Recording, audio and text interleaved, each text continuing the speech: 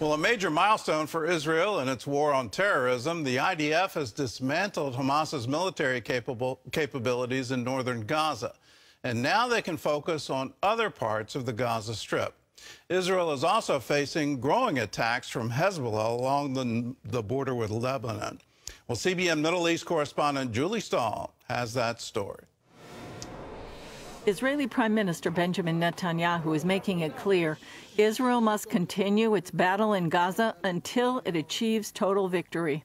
We must not stop the war until we complete all its objectives. The elimination of Hamas, the return of all our hostages, and the promise that Gaza won't pose a threat to Israel anymore.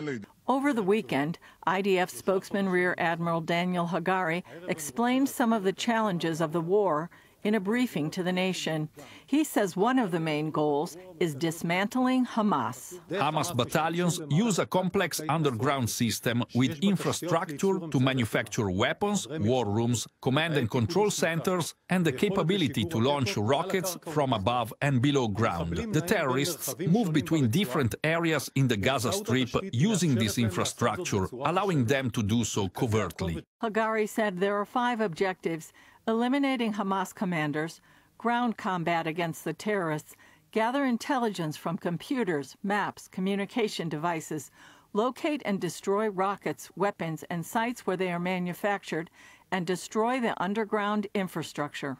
This is the Gaza Strip. It covers 365 square kilometers and its population is over 2 million people. This is the northern Gaza Strip, where we began our ground operation and have been fighting for the past 3 months. In the northern Gaza Strip, Hamas had 2 military brigades with 12 battalions in total, consisting of about 14,000 terrorists total. He said Israel has accomplished its goals in northern Gaza and is now turning its attention to southern Gaza. Israeli troops located a 320-foot-long strategic tunnel shaft leading to a weapons production site. The IDF says their forces found proof that under Iranian guidance, Hamas terrorists learned how to operate and build precise components and strategic weapons and gain technological knowledge in the field. They shared images of what they said was a rocket engine and a Hamas-developed warhead of a cruise missile. And Hamas wants its ideology passed along to the next generation. In an interview with NBC's Meet the Press, Israeli President Isaac Herzog revealed the discovery of a document detailing Hamas's plan to host and train children in summer camps to hate Jews, promote religious extremism and violence, and make them the terrorists of the next generation. It's a brochure, which is a directive by the commanders of Hamas as to how to manage summer camps for children in order to disseminate the values of jihad. It says it clearly, to disseminate the values of jihad and the values of the resistance, meaning terror, and how to make it a militarized society. And U.S. Secretary of State Anthony Blinken has been traveling throughout the Middle East before arriving in Israel. He's expected to press for a shift to lower intensity fighting as he warns that the fighting could spread beyond Gaza. Israel is indeed warning of another war in the north as Hezbollah marked the 3-month anniversary of the war by stepping up its attacks. Israel retaliated, striking what it called significant Hezbollah military assets in a compound used by Hezbollah's surface-to-air missile unit. And a Lebanese security official says an Israeli airstrike has killed a senior Hezbollah commander in southern Lebanon as the fighting near the border heats up. Julie Stahl, CBN News, Jerusalem. Well, this fighting will likely last for months. That's the prediction of the Israeli government and the IDF. And we need to be forearmed against all the propaganda that's happened. Just go back to October, the beginning weeks of this, and the attack on that hospital. It turns out it was a rocket fired by Hamas. But in the initial aftermath, the news media bought into this false narrative from the Gaza Ministry of Health, which is a propaganda arm of Hamas, that somehow or other Israel had bombed this hospital.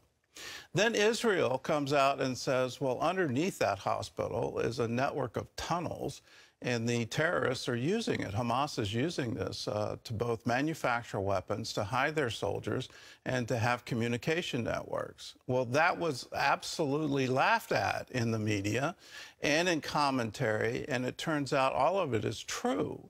As Israel has gained control of northern Gaza, the tunnel network is evident for everyone to see, and it's very sophisticated. This isn't hand-dug tunnels. They used borers to do this, and they did it 150 feet below the ground. These are embedded networks of tunnels that aided the terrorists, and they continued to fire rockets. As this war continues, keep in mind one fact. Hamas still holds the hostages. Hamas is still firing rockets into Israel, and Hezbollah is joining them, firing rockets into Israel from Lebanon. What nation would allow a neighboring country to do that? Nobody. Israel has a right to defend itself. It has a right to wipe Hamas out. Well, former Vice President Mike Pence visited Israel to show his support in the ongoing war with Hamas. He told CBN News Middle East Bureau Chief Chris Mitchell why standing with Israel is crucial for America and for Christians. It's heartbreaking. Yeah, words fail. Yeah. We were just the Kfar Aza. We met former Vice President Pence following his visit to some of the Israeli border communities attacked on October 7th. We sat down in the bombed-out children's unit of the Barzillai Hospital in Ashkelon, just miles from the Gaza border. I must tell you that I've been to war zones during my time as Vice President, during my time as a member of Congress. But the sites that I saw today, the aftermath of that terrorist attack on October 7th, and even a site like this, the ongoing war on Israel by Hamas, it just was pure evil. Pence came with a message for the United States and its closest ally. These are dire hours for Israel. And I think it's so important that the United States make it clear that we're with Israel today, we will be with Israel tomorrow, and we'll be with Israel every day until the threat of Hamas terrorists from Gaza is eliminated once and for all. He also emphasizes that the show of support must be widespread. I believe the United States needs to make it clear to other actors in the region, whether it be Hezbollah in Lebanon to the north, or most especially to the mullahs in Tehran, that the United States will be here for Israel, and that we will be prepared if there's an effort to widen this conflict in any way. The Biden administration is trying to actually limit maybe some of the fighting going on in Gaza. How would you respond to some of the limits that the Biden administration is trying to put on Israel? I just don't accept it. I was in Washington, D.C. on 9/11, and America did what we believe needed to be done, taking the fight to the enemy in Afghanistan. And I remember the way our allies stood with us, and they didn't question how we were going about bringing those to justice that had attacked our country. They just stood with us. And I think Israel deserves the same now. A lot of people right now are talking about the day after, and the Biden administration is talking about a revitalized Palestinian Authority that would take over in Gaza. Your thoughts? I think we're still waiting for the Palestinian Authority to condemn what happened on October the 7th. I think those considerations will be proper for the government of Israel to make, and I think we should leave those to the elected leadership here in Israel, and we'll support their determination. In January 2018, Pence addressed Israel's parliament. The miracle of Israel is an inspiration to the world. And the United States of America is proud to stand with Israel and her people as allies and cherished friends.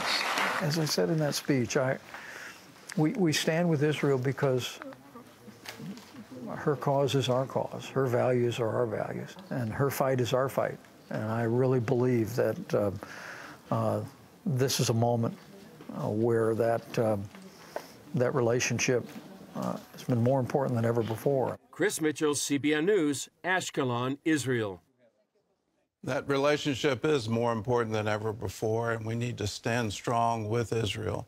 We also need to realize that we're not just against Hamas, we're against an ideology that is really taking over the Middle East.